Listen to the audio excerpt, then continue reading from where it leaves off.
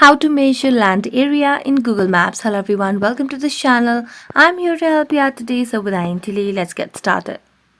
So first of all, launch the Google Maps application on your device and make sure you are logged into your account.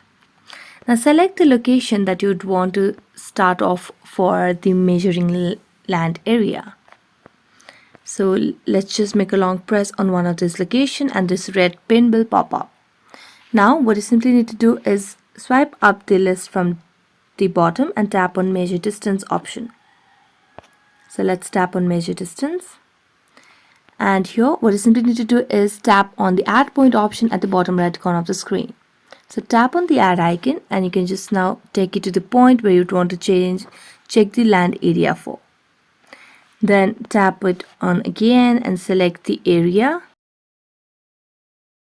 Now you just have to connect the first and the last point over here. So let's just connect the dots and it will show and it will measure the land area in Google Maps directly in total over here at the bottom left corner over here in miles.